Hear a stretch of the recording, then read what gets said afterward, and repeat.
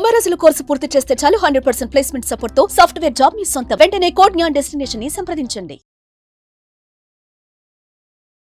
Welcome to సుమంటి నేను మీ సుమంటి Vinayak. Pastor Praveen గారు, అసలు ఆయన విషయంలో జరిగింది ఏంటి? కొంతమంది భిన్న అభిప్రాయాలు వ్యక్తపరుస్తూ ఉన్నారు, కొంతమంది జరిగింది ఇది ఇలా జరగకుండా ఉండాల్సిందని చెప్పేసి అంటూ ఉన్నారు. దీనికి సంబంధించిన పూర్తి వివరాలు ఏంటి అనేది ఈరోజు మనతో పాటు హైకోర్టు అడ్వకేట్ అలగరి రవీంద్రనాథ్ గారు ఉన్నారు. అది వారి మాటలో తెలుసుకుందాం. Hello sir. హాయ్ అండి నాగరాజ్ గారు. పాస్టర్ ప్రవీణ్ గారికి సంబంధించినటువంటి వాళ్ళు కనుక మనం చూస్తే అండి, చాలా మంది వాళ్ళ అభిప్రాయాలను వ్యక్తపరుస్తూ ఉన్నారు. జనరల్గా అసలు జరిగింది ఏంటి? ప్రవీణ్ పగడాల గారు కొద్ది సంవత్సరాలుగా అని చెప్పుకోవచ్చు, ముఖ్యంగా క్రైస్తవ మత బోధకుడుగా చాలా ఆధ్యాత్మిక కార్యకలాపాల్లో ఆయన పార్టిసిపేట్ చేస్తున్నారు. అయితే రీసెంట్గా చెప్పాలంటే ఒక గడిచిన 3 years నుంచి చాలా విగరస్గా చేస్తున్నారు ఆయన కార్యకలాపాలు. అంటే అటు ఉమ్మడి రాష్ట్రాలు అంటే అటు తెలంగాణ, ఆయన యాక్చువల్గా తెలంగాణ వాసి అయినప్పటికీ 2 రాష్ట్రాల్లో కూడా ప్రతి మారుమూల గ్రామాలకు కూడా వెళ్ళి ఆ కల్వరి సువార్త ఏదైతే చెప్పారో దానికి సంబంధించి ఆయన పూర్తిగా మారుమూల పల్లెలో గ్రామాలకు కూడా వెళ్ళి ఆయన ముఖ్యంగా ఈ బైబిల్ యొక్క సూక్తుల్ని ప్రచారం చేయడంలో చాలా అద్భుతంగా ఉన్నారు. ఈ క్రమంలో భాగంగా అనేక వేల మందిని తన అనుచర గణాన్ని కూడా చాలా వరకు ఆయనకు అనుచర గణం కూడా ఉన్నారు. దీనికి సంబంధించి ఆయన ముఖ్యంగా ఈ క్రైస్తవ టెలివిజన్ ఛానల్స్లో కావచ్చు, క్రైస్తవ పత్రికల్లో కావచ్చు, ఆయన చేసేటువంటి వ్యాఖ్యలు అయితే మాత్రం బైబిల్ మీద ఒక పట్టు సాధించారు. అంటే ఇంతకుముందు మనకు తెలుసు పిడి సుందర్రావు గారు ఒక ఆయన ఉండేవారు. పిడి సుందర్రావు గారు తర్వాత ఆయన శిష్య పరంపరలో ఒక బృందం తయారయ్యారు. అంటే తెలుగు రాష్ట్రాల్లో కూడా 2 రాష్ట్రాల్లో కూడా ఒక 10-15 మంది ఒక పాస్టర్లో వచ్చారు. అందులో కూడా ఈ ప్రవీణ్ పగడాల గారు కూడా తనకంటే ఒక ఇమేజ్ ఏర్పాటు చేసుకున్నారు. ఏదైనప్పుడు కూడా సరే, వివాదాలు మంచి చెడు అన్న 2 ఉంటాయి కాబట్టి కోణానికి 2 ఉంటాయి. మంచి మాట్లాడతారు, చెడు మాట్లాడతారు.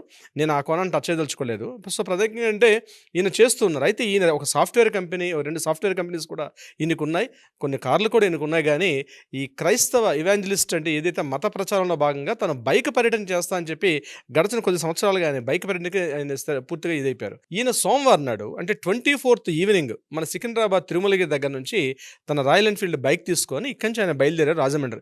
ఏదో పర్సనల్ పని మీద బయలుదేరారు. సోమవారం రాత్రి బయలుదేరినటువంటి ఈ వ్యక్తి మార్నింగ్ సోమవారం నాడు అయ్యి మంగళవారం ఎర్లీ మార్నింగ్ ఈయన రాజమండ్రి చేరుకున్నారు.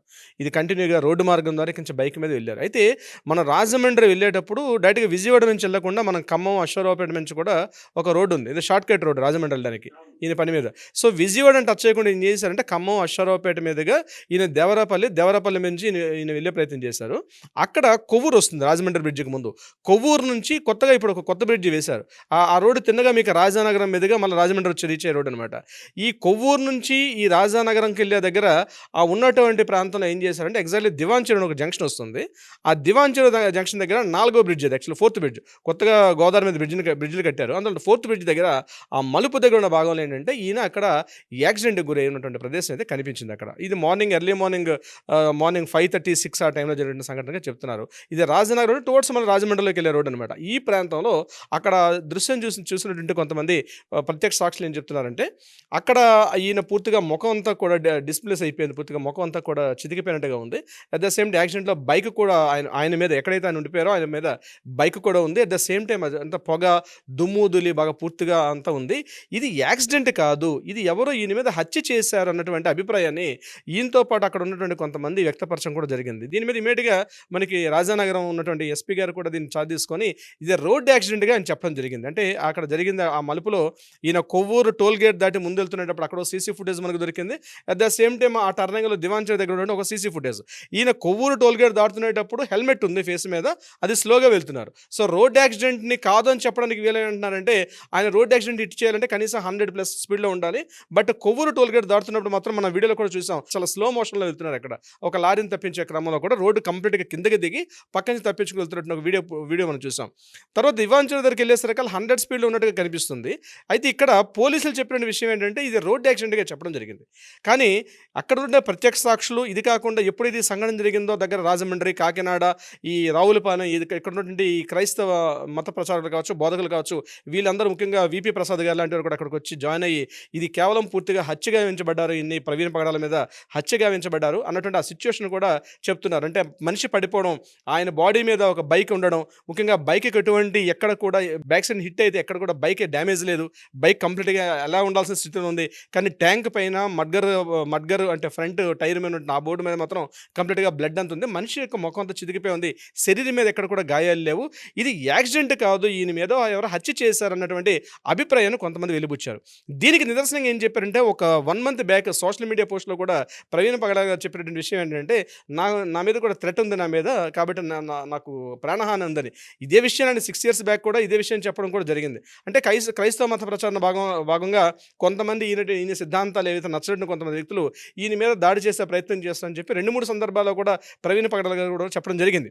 అయితే దానికి నిదర్శనంగా ఈ జరిగిన సంఘటన ఏంటంటే పూర్తిగా ఇది జరిగిందని కన్ఫర్మేషన్‌కి వచ్చేసేటట్టు కొంతమంది ఏం చేశారంటే ఈ ఈ బాడీని కంప్లీట్‌గా రాజమండ్రి హాస్పిటల్ తీసుకెళ్లారు. రాజమండ్రి నుంచి గవర్నమెంట్ హాస్పిటల్ ఇక పోస్ట్ మార్టం చేసే దగ్గర కొన్ని వేల మంది క్రైస్తవ మత ప్రచారకులు, అదేవిధంగా క్రైస్తవ ఫాలోవర్స్ చాలా మంది దీనికి వచ్చి ఇది ప్రభుత్వానికి వ్యతిరేకంగా వీళ్ళందరూ కూడా నినాదాలు చేస్తూ ఇది కంప్లీట్‌గా హత్య చేశారు, కొంతమంది కావాలని చేశారు, దీని యొక్క నిజాలు బయట పెట్టమని చెప్పి గట్టిగా వాళ్ళు ప్లకార్డ్స్ పెట్టుకుని కూడా గట్టిగా మనకు కనిపిస్తున్న దృశ్యాలు కనిపిస్తున్నాయి.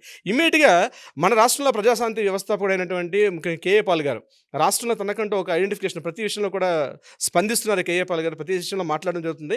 ఆయన కూడా విశాఖ వాస్తవ్యులు, ఆయన కూడా చిలుకలపాలెం అనుకుంటా ఆయనది కూడా. ఆయన ఒక ఏర్పాటు చేసి ముఖ్యంగా ఈ క్రైస్తవ ఎవాంజలిస్ట్‌గా ఏ స్థాయికి వెళ్ళో తెలుసు. ఆయన పార్టీ పెట్టిన తర్వాత కూడా రాజకీయాల్లో కూడా ఎప్పటికప్పుడు తన ఐడెంటిటీని ఆయన చెప్పుకుంటూ వస్తున్నారు. ఇమీడియట్‌గా రాజమండ్రి వచ్చేటువంటి కేఏ పాల్ గారు కూడా దీని మీద మాట్లాడడం జరిగింది.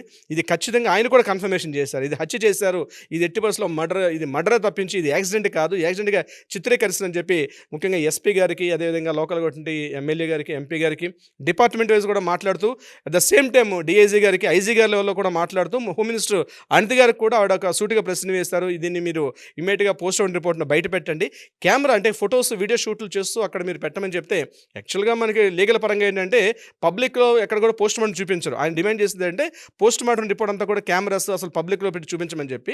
బట్ యాజ్ పర్ లీగల్గా దాని పోస్ట్ మార్టం అనేది మనం కంప్లీట్గా వీడియో షూట్ చేస్తూ చేయకూడదు. ఎవరైతే కుటుంబ సభ్యులు ఉన్నారో కుటుంబ సభ్యుల సమక్షంలో వాళ్ళ సిగ్నేచర్స్ తీసుకుని పోస్ట్ మార్టం చేస్తే తప్పించి ఇట్లా చేసే అవకాశం లేదు. కానీ ఇప్పటివరకు కూడా మనకి పోస్ట్ మార్టం రిపోర్ట్ అయితే రాలేదు. దీని మీద ప్రభుత్వం పూర్తిగా అక్కడే దీన్ని క్లోజ్ చేసేస్తున్నారు. దాన్ని అక్కడ ఈ మర్డర్గా కాకుండా ఇది యాక్సిడెంట్గా చిత్రీకరించి క్లోజ్ చేస్తున్నారని అని చెప్తున్నారు. ఇంతకుముందు కాకినాడ ఎంపీగా పనిచేసిన హర్ష్ కుమార్ గారు కూడా రావడం, ఇది ఖచ్చితంగా ఆయన కూడా చెప్తున్నారు, ఇది హత్య చేశారు తప్పించి ఇది యాక్సిడెంట్ కాదని చెప్పి. అంటే ఒకటి ఈ సంఘటన జరిగిన తర్వాత భిన్నాభిప్రాయాలు వస్తాయి. హత్య జరిగిందా, మర్డర్ జరిగిందా, ఏం జరిగింది ఏదే అనే విషయం మీద రకరకాల భిన్నాభిప్రాయాలు వస్తున్నాయి దీని మీద. ఇప్పటికి కూడా ఈ క్షణం మన వీడియో చూసిన సమయానికైతే పర్టికులర్గా ఇది జరిగిందని చెప్పి ఎక్కడ మనకి ఇన్ఫర్మేషన్ రావట్లేదు. కానీ ఏదో మాత్రం జరిగి ఉంది. అది యాక్సిడెంట్ జరిగిందా, మర్డర్ జరిగిందా, ఎందుకంటే ఎర్లీ మార్నింగ్ 5:30, 6 o'clock అక్కడ చూసినటువంటి ఫిజికల్గా చూసిన వ్యక్తులు ఎవరు లేరు. అదేవిధంగా దాడి చేసినటువంటి ఆనవాళ్ళు అంటే అక్కడ చెప్తున్నటువంటి కామన్ మ్యాన్ పబ్లిక్గా మాట్లాడుకోవడం వేరు.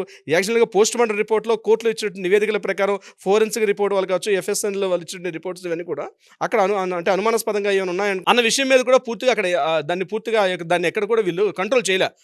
మనం చూస్తున్న విజువల్స్ అని చూస్తుంటే ఇమీడియట్గా పోలీస్ డిపార్ట్మెంట్ వాళ్ళు ఎక్కడ కూడా దాన్ని వెళ్ళి అక్కడ ఆ యొక్క సిచ్యువేషన్ సీన్ని ఎక్కడ క్లోజ్ చేసిన ఆనవాళ్ళు కూడా కనిపించట్లేదు. అంటే వీళ్ళు పోలీస్ డిపార్ట్మెంట్ వెళ్ళి సీన్లోకి వెళ్ళి దాన్ని క్యాప్చర్ చేసే సిచ్యువేషన్ బిఫోరే చాలా మంది వెళ్ళి ఆ సిచ్యువేషన్ కూడా మార్చినట్టుగా కనిపిస్తున్నారు.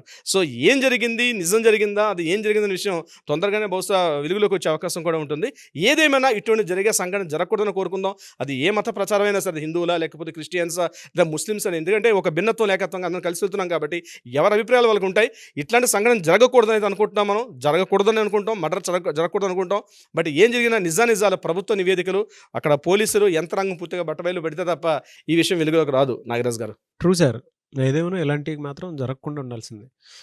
ఒకవేళ హత్య అని అంటే మేబీ పోలీసులు తేల్చాల్సినటువంటి విషయం అది, ఏం జరిగింది ఏంటి అనేది. అండ్ మీరు ఇందాక చెప్పినట్లు పోస్ట్ మార్టం కూడా రిపోర్ట్ రావాల్సినటువంటి అవసరం కూడా ఉంది. ప్రతి ఒక్కరూ కూడా ఇది హత్య లేదంటే ఇంకేమైనా జరిగిందా అనుకునేటువంటి కోణాల్లో చాలామంది ఎదురు చూస్తూ ఉన్నారు. బాధాకరం ఏదేమైనా సరే ఇటువంటి సంఘటనలు అయితే. Anyways thank you so much Ravindranath garu. Thank you so much Nagaraj garu. Suman టీవీలో మీ పర్సనల్ అండ్ బిజినెస్ ప్రమోషన్స్ కోసం కింది నెంబర్కి కాంటాక్ట్ చేయండి.